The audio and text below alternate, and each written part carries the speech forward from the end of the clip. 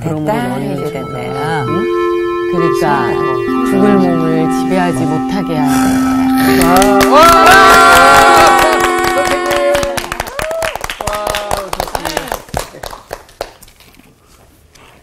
한 주간 잘 지내셨어요? 네. 만나 뵈니까 반갑고요. 그래도 우리가 복습은 좀 해야겠죠? 복습해야죠. 왠지 오늘은 준비가 잘 된 듯한 느낌이네요. 자, 그러면 한번 물어볼게요. 지난주에 우리가 배운 강의가 뭐였죠? 설교. 오케이. 고넬료가 구원을 받지 못했죠? 네. 예, 그래서 하나님을 경외하는 사람으로서 기도하고 구제하고 그래서 종교적인 외양은 갖췄지만 복음을 몰랐어요. 그죠? 네. 그럴 때 하나님이 고넬료의 가정과 그의 일가 친척을 구원하기 위해서 어떤 방법을 쓰셨죠? 누구를 청하라? 베드로를 청하라 그랬죠. 네. 설교자를 보내시죠. 네. 그래서 준비된 그 청중에게 베드로 가서 어떻게 했죠? 옥상에 올라갔어요.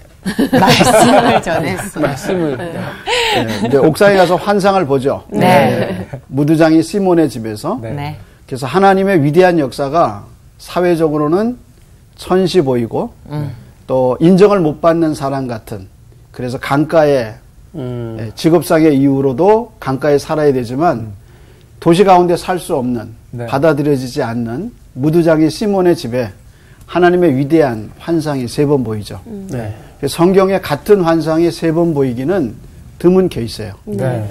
그래서 그 환상을 보고 베드로가 가죠. 네. 네. 그리고 하나님의 환상은 또 누구에게 임해죠? 고넬료. 네. 그래서 고넬료가 천사의 방문을 받죠. 네. 그래서 네 기도가 응답이 됐다. 누구를 청하라 그러죠? 베드로를 청하라. 또 베드로에게는 하나님이 환상을 3번 보여주시면서 네.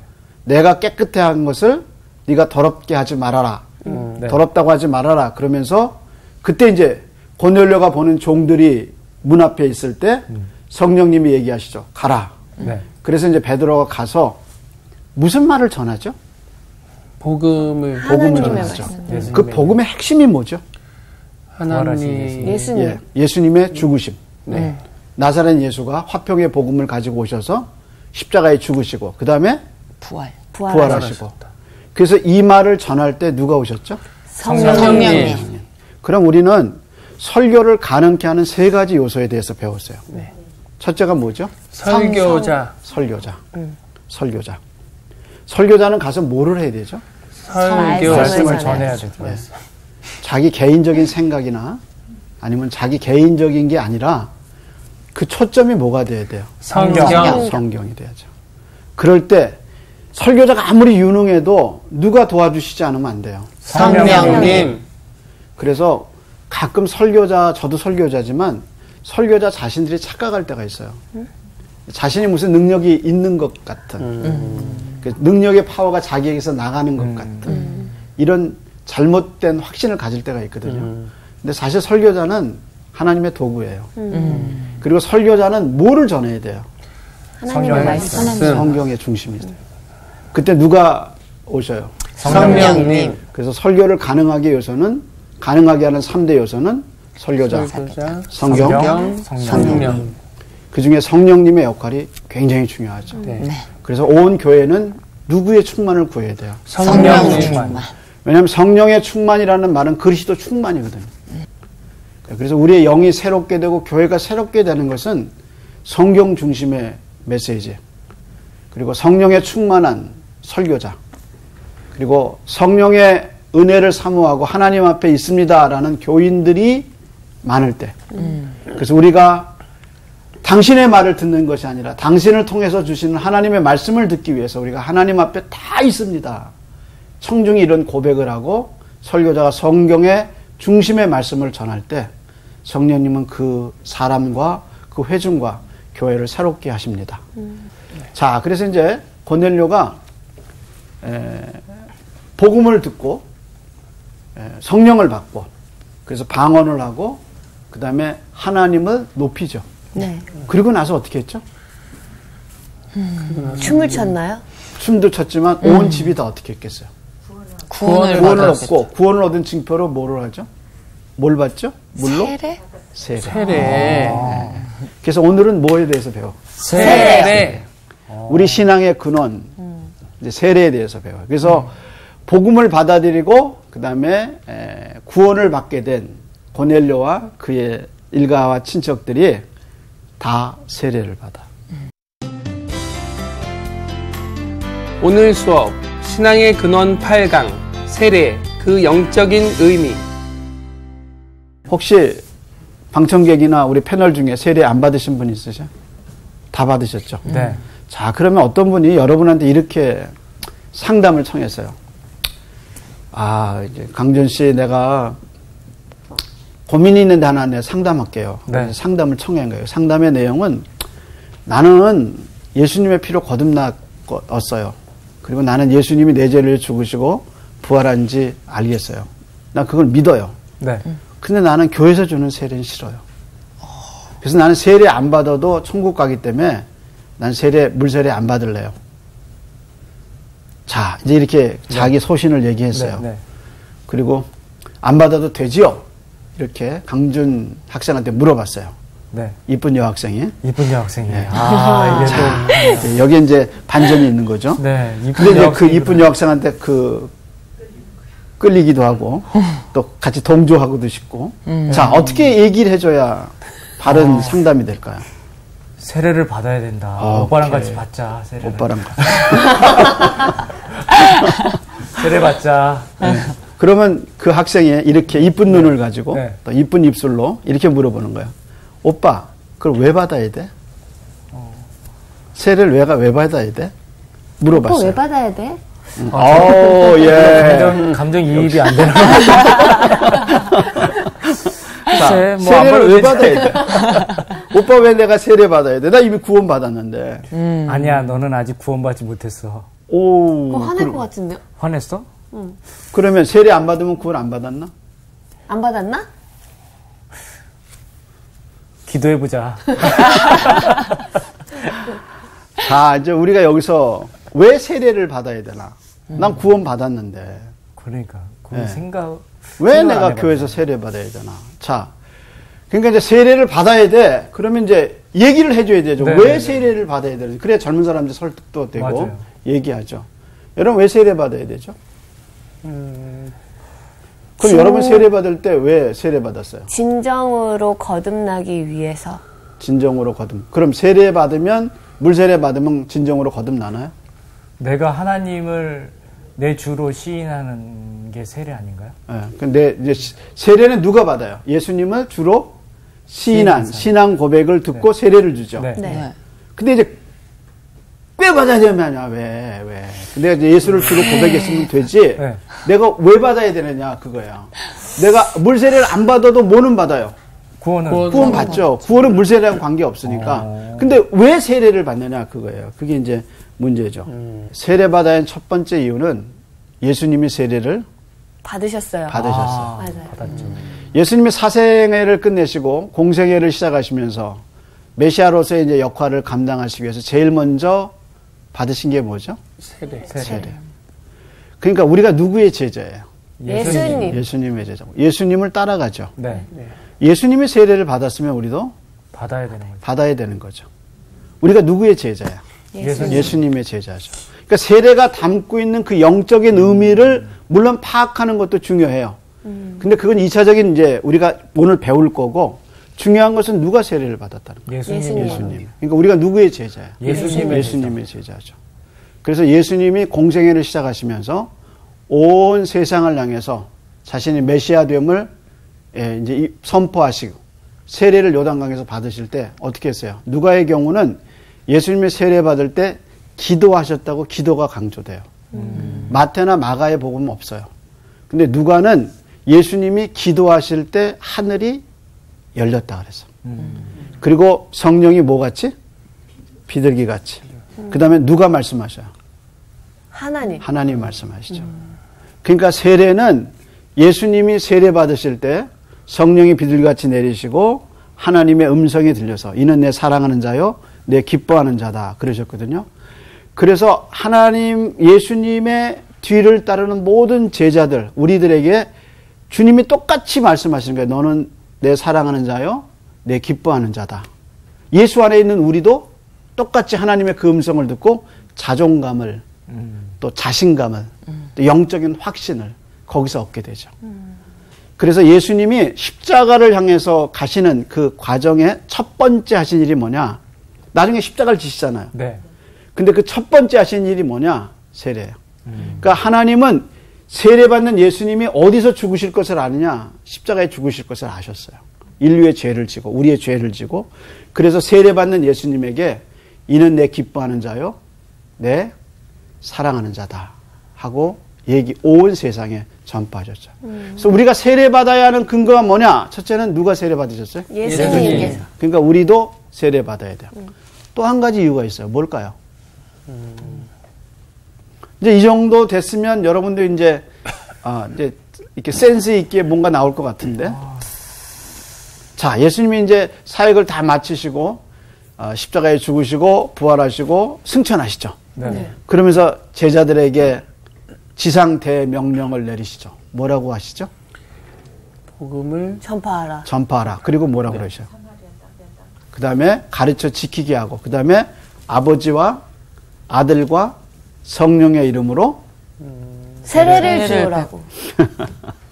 맞죠? 아버지와 아들과 성령의 이름으로 뭘 주라고 그래요? 세례를. 그렇죠. 예수님이 승천하시면서 제자들에게 만방에 다니면서 복음을 전하고 그 복음 안에서 가르쳐 행하게 하고 그 다음에 아버지와 아들과 성령의 이름으로 뭘 줘라? 세례 줘라. 그랬으면 우리는 어떻게 해야 돼? 세례를 받아야죠. 그럼 저희도 줘도 되나요? 아, 이게 이제 숙제죠. 이제 우리 인형자매가 얘기하죠. 우리도 줘도 되나요? 여러분 어떻게 생각하세요? 이상한 것 같아요. 다른 반에서 잘못 왔어요. 그러면 우리도 주면 되잖아요. 네. 내가 세례 받았으니까 세례 주면. 네네. 자, 이거에 대해서 이제 교회사에서 참 많은 의논이 있었어요. 근데 결론은 이런 거예요. 세례는 사적으로 주지 않아요. 그죠? 세례는 어떻게 하죠? 공식석상 예배에서 줘요. 네. 그죠? 그렇네요. 네. 그죠? 여러분, 급한 환경, 예를 들어서 만약에 이제, 임종을 앞뒀다.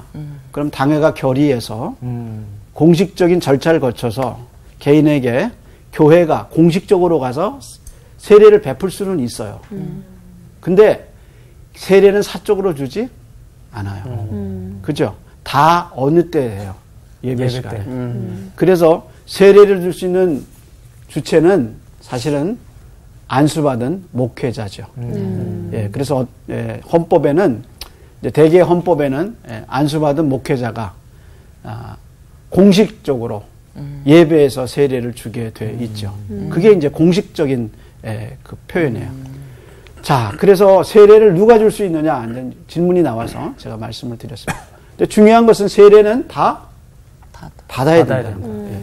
그냥 하나님 말씀에 순종해서 세례를 받는 게 맞는 것 같아요. 네. 그래서 이제 그런 이쁜 학생이 그렇게 얘기하더라도 이런 이유로 첫째는 예수님이 세례 받으시고 둘째는 예수님이 승천하시면서 네. 너희는 다니면서 복음을 전하고 그다음에 아버지와 아들과 성령의 이름으로 세례를 주라고 명령하셨어요. 그래서 세례는 기독 공동체, 예수님이 세우신 기독 공동체에 들어오는 상징이에요. 그래서 내가 예수님의 피로 거듭나고 예수님을 주로 고백하고 신앙 고백 후에 온 세상을 향해서 나는 예수님의 제자가 됐습니다라고 사람들 앞에서 자신의 신앙을 공식적으로 표현하는 거. 그게 뭐예요? 세례. 그 세례는 하나님을 향해서는 믿음을 강하게 하는 그리고 세상을 향해서 내가 믿음의 사람입니다라고 선포하는 귀한 예식이죠. 그래서 세례 교육을 철저히 해야 되고요. 세례를 중하게 생각해야 돼요. 아주 중요한 겁니다. 세례. 네. 그래서 이제 세례가 갖고 있는 의미가 거기 있죠. 자, 그럼 우리는 이제 여기서 세례 역사적 이해를 좀 살펴봐야 돼요. 네. 자, 세례를 말할 때 오늘의 관점에서 생각하지 말고 이제 1세기 당시 그 세례를 좀 우리가 연구해 볼 필요가 있죠. 자, 그럼 이제 세례에 본격적으로 들어가기 위해서 로마서 6장을 한번 보겠습니다. 네. 로마서 6장 1절부터 14절입니다. 네. 자, 한번 그러면 우리 이강준 학생부터 네. 한 3절씩 한번, 세 절씩. 4절씩 한번 네 읽어보죠. 절씩. 예. 그런즉 우리가 무슨 말을 하리요? 은혜를 더하게 하려고 죄에 거하게 했느냐? 그럴 수 없느니라. 죄에 대하여 죽은 우리가 어찌 그 가운데 더 살리요? 무릇 그리스도 예수와 합하여 세례를 받은 우리는 그의 죽으심과 합하여 세례를 받은 줄 알지 자, 못하느냐? 3절에 보면 그리스도 예수와 합하여 뭘 받았어요? 세례를. 그래서 그의 죽으심과 함께 우리가 세례를 통해서 같이 죽죠. 네. 자, 근데 4절도 읽어보세요. 그러므로 우리가 그의 죽으심과 합하여 세례를 받음으로 그와 함께 장사되었나니 이는 아버지의 영광으로 말미암아 그리스도를 죽은 자 가운데서 살리심과 같이 예, 거기 우리로- 보면 네. 거기까지 보면 우리가 예수와 함께 세례를 받을 때 죽었죠. 네. 근데 예수와 함께 다시 살아난 거예요. 그래서 세례 받은 목적에 대해서 얘기하죠. 계속해서 우리로. 우리로 또한 새 생명 가운데서 행하게 하려 함이라. 예, 그러니까 세례는 두 가지 포인트가 있어요. 하나는 죽음과 또 하나는 살아남. 자, 그다음에 이제 우리 목소리 바꿔서 인영 학생 네. 5절부터. 만일 우리가 그의 죽으심과 같은 모양으로 연합한 자가 되었으면 또한 그의 부활과 같은 모양으로 연합한 자도 되리라. 자, 세례는 죽음만 있는 게 아니라 또 뭐도 있어요? 연합. 연합. 그러니까 그리스도와 연합해서 죽었어. 그리고 또 그리스도와 연합해서 어떻게 해? 부활. 부활. 그러니까 세례는 죽음과 부활이 같이 있죠. 예. 그다음에 계속해서요. 네. 우리가 알거니와 우리의 옛사람이 예수와 함께 십자가에 못 박힌 것은 자, 우리의 누구가 죽었어요? 예수와 함께 옛사람. 계속해서. 죄의 몸이 죽어 다시는 우리가 죄에게 종노릇 하지 아니하려 함이니. 자, 죄의 뭐예요? 종노릇. 아니, 그 앞에 죄의 뭐라고 했어요? 몸이 죽어. 이제 여러분이 하나 포인트 둬야 되는 게 뭐냐면 몸이라는 단어를 머리에 염두에 두세요. 네. 그러니까 세례는 몸이에요. 그렇죠? 몸이 없으면 세례 받지? 못해요. 못하죠. 예, 몸이 있어. 부활도 뭐가 있어야 돼요? 몸이 몸이요. 몸이 있어요. 정신적 부활, 영적 부활 아니에요. 뭐가 부활하는 거예요? 몸이요. 그러니까 세례는 변화가 어디서 일어나야 돼요? 몸에서 몸에서 일어나요. 예. 그래서 몸을 강조하고 있어요. 계속해서요. 이는 죽은 자가 죄에서 벗어나 의롭다 하심을 얻었음이라. 만일 우리가 그리스도와 함께 죽었으면 또한 그와 함께 살 줄을 믿노니. 뭐가 사는 거예요? 정신이 사는 거예요? 뭐가 살아요? 몸이요. 몸뚱이 몸이에요, 몸. 자, 그 다음에 이제 목소리 바꿔서 우리 진철 학생. 이는 그리스도께서 죽은 자 가운데서 살아나셨음에 다시 죽지 아니하시고 사망이 다시 그를 주장하지 못할 줄을 알미로다. 그가 죽으심은 죄에 대하여 단번에 죽으심이요 그가 살아계심은 하나님께 대하여 살아계심이니. 옳지. 10절에 보면 예수님은 뭐에 대해서 죽으셨어요? 죄에 대해 죽었어요. 그리고 누구에 대해 살아있죠? 하나님을 대해 살았습니다. 우리도 세례 받으면 뭐에 대해서 죽어요? 죄에 대해. 누구에 대해 살게 돼요? 하나님. 왜? 예수님이 그러셨으니까. 그러니까 이게 지금 정신이 아니라 뭐예요? 몸이. 우리 몸이 죄에 대해서는 죽고 하나님에 대해서는 살아있는 거예요. 계속해서. 이와 같이 너희도 너희 자신을 죄에 대하여는 죽은 자요. 오케이. 뭐에 대해서 죽은 자예요, 우리가? 죄에 대해서는. 계속해서. 그리스도 예수 안에서 하나님께 대하여는 살아있는 자로 여길지어다. 예. 그 다음 분 한번 읽어보실래요? 그러므로 너희는 죄가 너희 죽을 몸을 지배하지 못하게 하여 몸의 사욕에 순종하지 자, 말고. 계속 강조되는 단어가 뭐예요? 몸이요. 몸. 그래서 거기 뭐라 그랬어요? 그러므로 너희 죄가 너희 죽을 몸. 그다음에 지배하지 못하게 하고 몸의 사욕에 순종하지 말고. 계속해서. 또한 너희 지체를 불의의 무기로 죄에게 내주지 말고. 자, 불의의 지체는 뭐예요? 아니, 지체는 뭐예요? 우리의 불의의 몸이죠. 몸. 계속해서. 오직 너희 자신을 죽은 자 가운데서 다시 살아난 자 같이 하나님께 드리며 너희 지체를 의의 무기로 하나님께 드리라. 자, 그러니까 우리의 몸을 누구에게 드려요? 의의 지체로 하나님께 드려라. 뭐를 통해서? 세례. 자, 계속해서. 죄가 너희를 주장하지 못하리니 이는 너희가 법 아래에 있지 아니하고 은혜 아래에 있음이라. 자, 이제 이게 오늘 세례에 대해서 배울 거예요. 우선 세례를 역사적으로 좀 따져봐야 돼요. 지금의 관점에서 세례를 보지 말고 1세기 당시의 세례를 좀 봐야 돼요. 예를 들어서 이방인이 유대인으로 개종을 하려면 몇 가지 단계를 거쳐요. 나는 유대교에 입교합니다. 유대교를 믿습니다. 이렇게 공식적으로 이렇게 고백을 하고요. 남자의 경우는 세례를 받아요. 아니, 할례를 받아요. 그리고 할례를 받은 남자가 어떻게 하냐면 개종자의 세례라는 걸 받아요. 그래서 개종자의 세례를 받는데 이 말은 무슨 말이냐면 세례라는 말이 씻는다는 말이거든요. 그러니까 유대교에 들어오려면 더러움을 씻어야 돼. 그러니까 세례는 주로 유대인을 겨냥한 거예요? 이방인을 겨냥한 거예요? 이방인. 그렇죠. 그러니까 이방인은 씻어야 된다. 이 개념이 이제 개종자의 개념이에요. 그래서 이방인이 유대인이 유대교에 들어오려면 씻음을 받아야 돼. 할례도 받고. 그게 뭐냐면 개종자의 이제 그 세례예요. 그런데 그걸 깬 사람이 있어요. 누가 깼냐? 세례 요한이 깨요. 세례 요한이 누가복음 3장에 보면 하나님의 빈들에 있다가 하나님의 말씀을 받고 그다음에 무슨 세례를 베풀죠? 회개. 물로 회개의 세례를 베풀어요. 근데 재밌는 것은 이방인에게만 베푼 게 아니라 누구에게도 베풀어요. 유대인에게도. 그러니까 유대인이 기분이 안 좋은 거죠. 이게 개종자의 세례는 누가 받아야 되는 거예요? 이방인이 받아야 되는 거예요. 자기네들이 받는 게 아니야. 근데 세례요한은 뭐라고 그랬냐면 너희도 회개의 세례를 받아라. 그랬던 거예요. 그러니까 유대인들이 격하죠. 그래서 화가 난 거야. 그래서 유대인들이 세례 요한에 대해서 이제 반감을 갖기 시작하죠. 왜냐하면 우리는 할례가 있다. 왜 우리가 세례를 받아야 되느냐? 그런데 세례 요한은 아니다. 너희가 세례를 받아야 된다. 회개의 세례를 받아야 된다. 그리고 독사의 자식들아, 도끼가 너희 이미 나무 뿌리에 놓였는데 너희가 모르느냐고 너희가 회개해라. 그래서 천국이 가까웠다. 이러고 세례 요한이 이방인이 아닌 유대인을 포함해서 회개의 세례를 증거하기 시작해요. 자, 그때 누가 세례를 받으시죠? 예수님. 왜냐하면 예수님이 인류의 대표이기 때문에 우리의 대표시기 때문에 예수님이 시험을 받으셔서 시험을 이기시죠. 네. 마귀를 이기죠. 아담이 실패한 시험을 이제 둘째 아담이신 예수님은 해결하셔요. 그것처럼 예수님이 인류를 대신해서 세례를 받으셨어요. 자, 그래서 예수님이 세례를 받으시면서 예수님은 맨 마지막에 승천하시면서 또 뭐라고 그랬어요? 너희는 다니면서 아버지와 아들과 성령의 이름으로 세례를 베풀라. 이래서 기독교 상징이 뭐가 됐어요? 세례가 된 거예요.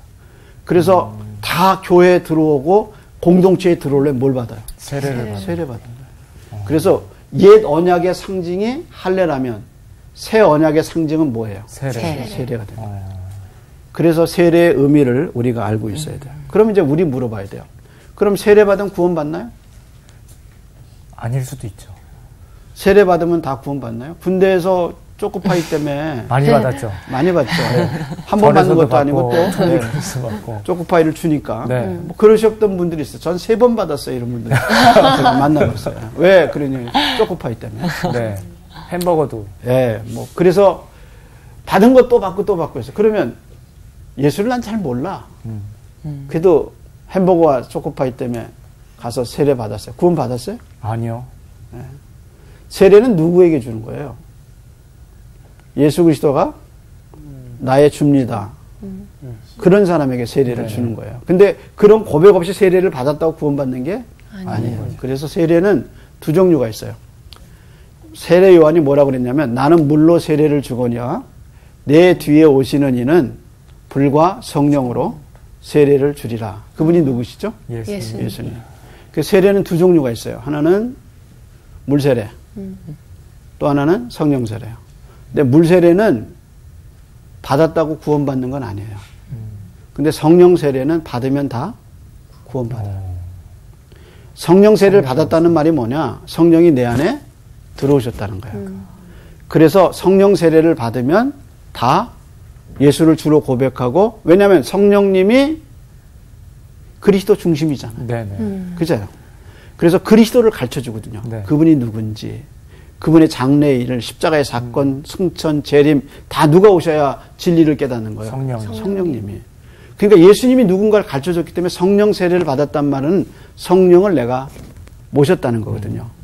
고린도전서 12장 3절 한번 봅시다. 고린도전서 12장 3절. 그러므로 내가 너희에게 알리노니 하나님의 영으로 말하는 자는 누구든지 예수를 저주할 자라 하지 아니하고 또 성령으로 아니하고는 누구든지 예수를 주시라 할 수 없느니라. 자, 성령님이 와야 예수를 뭐라고 고백해요? 주라고. 그러니까 성령 세례 받았다는 말은 뭐냐면 성령이 내 안에 들어오셨다는 거거든요. 네. 그러면 성령 세례를 받으면 구원을 받는 거예요. 네, 받는 거죠. 그럼 성령 세례를 받고 구원 받은 사람이 그 다음에 무슨 세례를 받아요? 내가 온 세상을 향해서 예수님의 제자가 됐습니다 하고 결혼식 같이 물세례. 그래서 예수 믿게 됐다고 온 세상을 향해서 우리 결혼해요. 나 예수님과 결혼해요. 하는 게 뭐예요? 세례잖아요. 그러니까 물세례는 구원을 보장하지 못해요. 근데 성령 세례는 구원을 보장해요. 그래서 성령 세례 받은 사람이 물세례 받아야 되는데 물세례만 받고 성령 세례 못 받았어. 그런 사람이 교회에 많아. 그러면 물세례가 구원의 표징은 아니라는 거죠. 그래서 우리에게 무슨 세례가 먼저 있어야 돼요? 성령 세례. 그래서 예수님을 세례 요한이 말하기 때 나는 물로 세례를 주거니와 내 뒤에 오시는 이는 불과 성령으로 세례를 주리라. 그래서 예수님 승천하신 이후에 성령이 이 땅에 오셔서 지금도 성령은 우리에게 안 믿는 사람에게 계속 찾아가셔. 하늘에서. 아버지와 아들에게서 온 성령이 안 믿는 사람에게 복음을 들을 때, 말씀을 들을 때 들어가셔서 예수를 주로 시인하게 하시죠. 그렇게 이제 성령 세례 받은 사람이 그 다음에 예수를 주로 고백하고 교회에서 공식적으로 받는 게 뭐예요? 물세례라. 예, 이제 이해하시겠죠? 네. 성령 세례와 물세례의 관계를. 자, 그런데 바울이 로마서 6장에 성령 세례를 얘기한 게 아니라 무슨 세례를 얘기해요? 물세례를 얘기해요. 네. 예. 그러면 이제 6장으로 로마서 6장으로 가보죠. 네. 여기서 바울은 세례 얘기를 해요. 로마서에서요.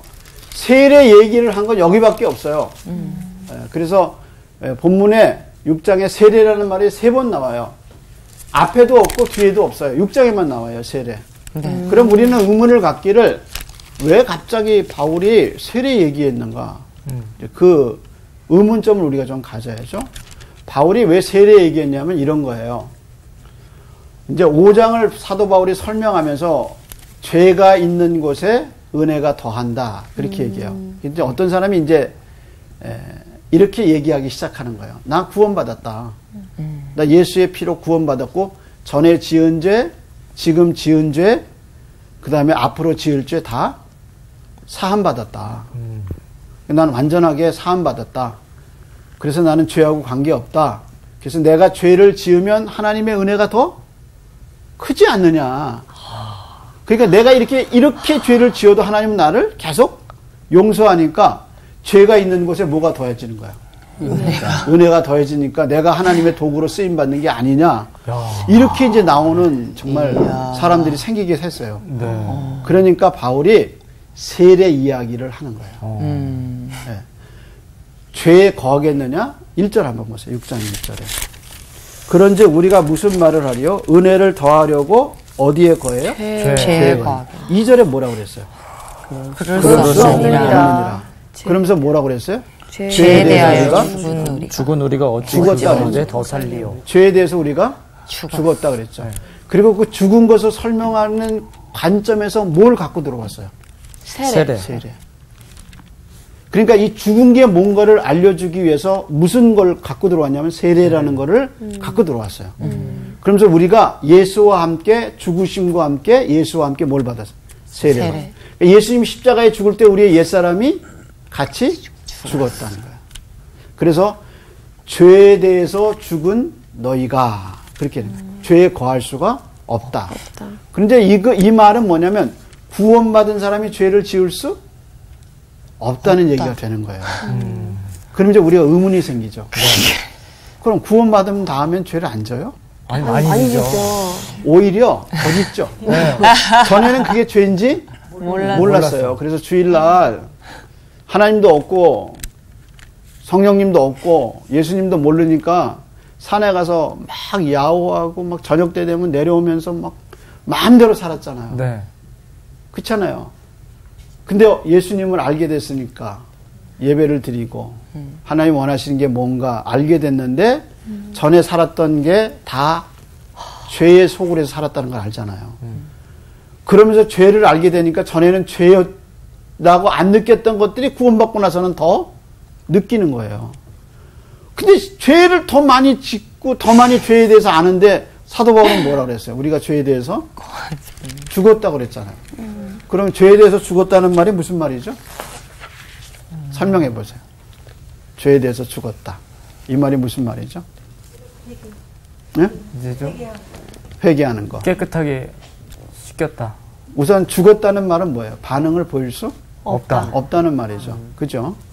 반응을 볼 수. 예를 들어서 이런 거예요. 누가복음 15장에 보면 탕자가 집 나가죠. 네. 그리고 나중에 둘째가 돌아오죠. 그때 아버지가 동네 사람 보고 뭐라고 그러냐면 죽었다가 살아난 내 아들 두 번 써요. 그리고 에베소서 2장에 보면 죄와 허물로 죽은 너희를 다시 살렸다 이렇게 얘기해요. 근데 사실 탕자가 죽었어요? 살았어요? 살았죠. 그렇잖아요. 네. 그리고 죄와 허물로 죽은 너희를 다시 살렸다. 우리를 얘기하는 거잖아요. 근데 죽었다는 말이 무슨 의미냔 말이에요. 하나님과의 관계가 끊어졌다는 거예요. 그러니까 둘째 아들이 집을 나가서 아버지와 관계가 교제가 끊어진 거야. 그러니까 하나님과의 관계는 그냥 있어요. 네. 근데 뭐가 끊어졌냐면 교제가 끊어졌어요. 그러니까 하나님을 버리고 간 그 상태가 죄단 말이야. 그렇게 죽었던, 죄에 죽었던 우리가 다시 살려서 누구하고 관계를 갖기 시작했어요? 하나님. 그래서 죄에 대해서는 죽고 이제 누구에 대해서 살게 된 거예요? 하나님께 대해서 살게 된 거예요. 그러니까 죄에 대해서 죽었다는 말은 죄가 시키는 대로는 살지 않겠다는 거예요. 왜? 내 안에 구원이 이루어져서. 그러니까 죄에 대해서 죽은 사람은 누구에 대해서 살게 돼 있어요? 하나님께. 그래서 죄는 여전히 있지만 네. 누구를 알게 됐어요? 하나님을 알게 돼서 하나님에 대해서 반응을 보기 시작하는 거죠. 그래서 예배를 빠지면 괴롭고 힘들지만 네. 예배를 드리게 되고 성경을 읽고 죄를 깨닫게 되고 더 많이 아프지만 하나님께 점점 회개하게 되고 그래서 점점 하나님 쪽에 반응을 보이기 시작할 때 우린 노에 대해서 죽은 거예요. 죄에 대해서 죽었단 말이에요. 네. 그러니까 죄에 대해서 전에 살아있을 때는 어떻게 했냐? 죄가 시키는 대로 했어요. 그거는 거역할 수가 없어요. 죄가 왕노릇했고 죽음이 나에게 왕노릇했어요. 네네. 왜냐하면 하나님께 대해서 완전히 죽었어. 중생이 없었으니까 구원이 없었으니까. 그러니까 죄가 시키는 대로 했어. 그러다가 내 안에 성령님이 찾아오셔서 복음을 알려주셨어요. 그래서 죄에 대해서는 죽기 시작해서 죽었고 누구에 대해서 살기 시작했어? 하나님. 그러니까 죄는 더 이상 나를 옛날처럼 지배할 수 없어요. 그것이 뭐냐? 죄에 대해서 죽었다는 거예요. 그러니까 죄에 대해서 죽었다는 말은 죄를 안 짓는다는 말이 아니라 죄가 더 이상 구원받기 전처럼 나를 전적으로 지배할 수 없다는 거예요. 왜냐하면 내가 누구에 대해서 살았기 때문에. 하나님. 그걸 사도 바울이 고린도전서에 뭐에 비교했냐면 이스라엘 백성이 애굽에서 나와서 어디서 가로막히죠? 앞에도 못 가고 뒤도도 못 가고 양옆으로도 가고 뒤에는 바로의 군대가 밀려오죠. 어디 앞에 서 있었죠? 홍해. 그죠? 근데 홍해가 어떻게 해요? 갈라져죠. 그래서 안으로 쑥 들어가죠. 네. 그리고 거기서 나오죠. 네. 그 쑥 들어가는 거를 뭐라고 그랬죠? 사도 바울이 고린도전서에서 그것을 세례받았다 그랬어요. 그러니까 다 들어가서 그 안에서 다 죽은 거야. 그래서 출애굽기를 읽어보면 애굽의 권세가 어디서 끝나냐면 홍해에서 끝나요. 그리고 이제 그 다음에 홍해를 나와서는 어디를 향해서 가요? 하나님 주신 가나안을 향해서 가요. 그러니까 애굽의 권세가 더 이상 없어요. 그래서 애굽이 누르지 못해요. 거기서 다 애굽은 죽어요. 세례가 뭐냐? 내가 죄에 대해서 죽은 거예요. 그래서 죄가 더 이상 나를 지배하지 않아. 이제는 죄에 대해서 거부할 수 있는 자유와 능력이 생겼어. 그 다음에 어떻게 되냐? 선택하게 돼. 구원받은 다음에는 내가 죄를 선택할 거냐? 아니면 하나님을 기쁘시게 하는 삶을 선택할 거냐? 자유가 주어졌어요. 그래서 너희의 몸을 불의의 죄의 병기로 들이지 말고 그 전에 세례받기 전에 성령 세례받고 하나님을 알기 전에는 그렇게 할 수가 없었어요. 그냥 죄에게만 드렸어. 근데 이제 홍해에서 죽은 것 같이 그리스도와 함께 죽고 나서는 내가 죄를 알게 됐어. 하나님을 알게 됐고 그 다음에 어떻게 되냐? 선택할 수 있어. 그래서 의의 병기로 드릴 수도 있고 죄의 병기로도 들을 수 있어요. 이게 바로 구원의 역사예요.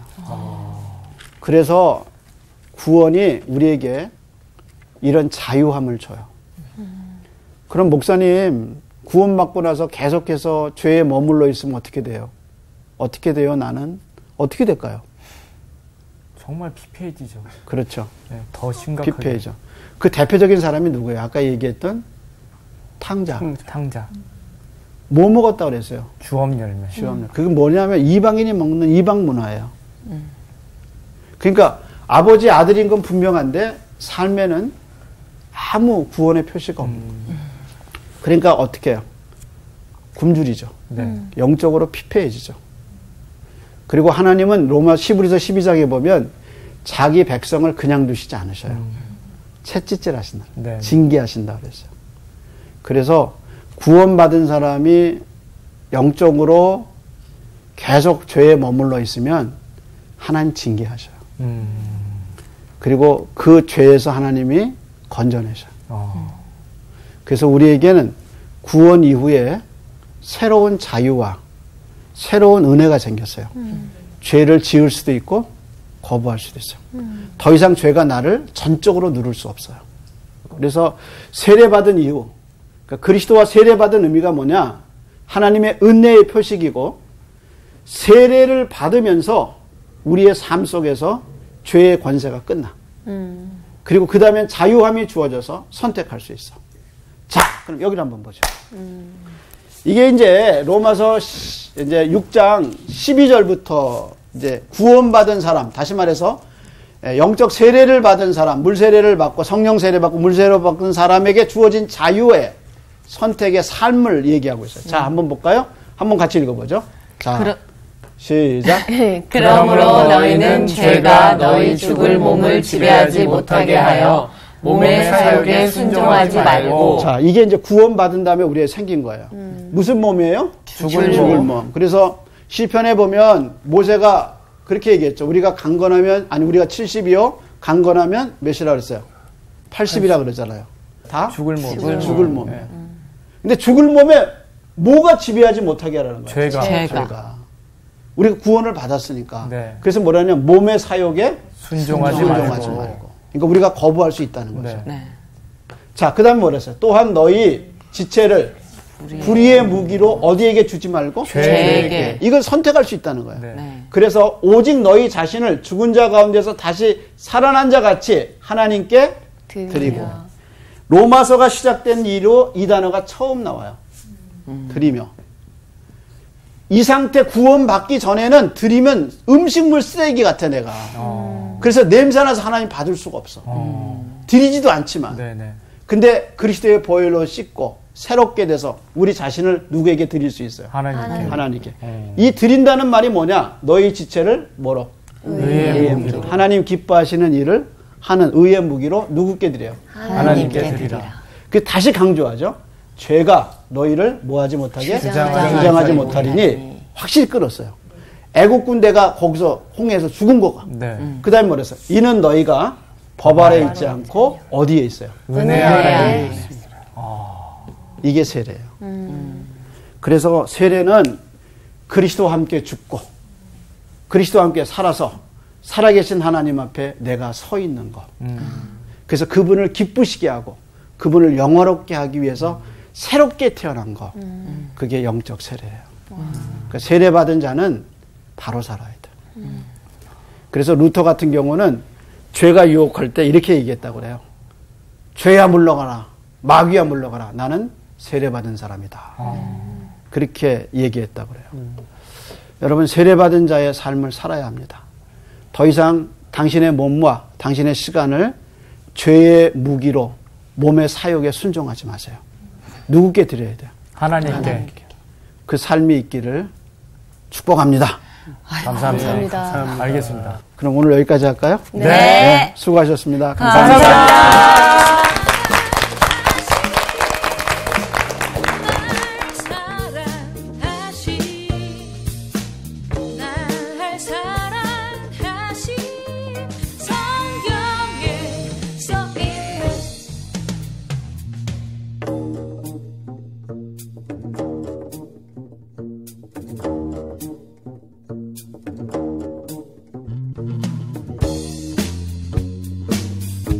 About the love of Jesus.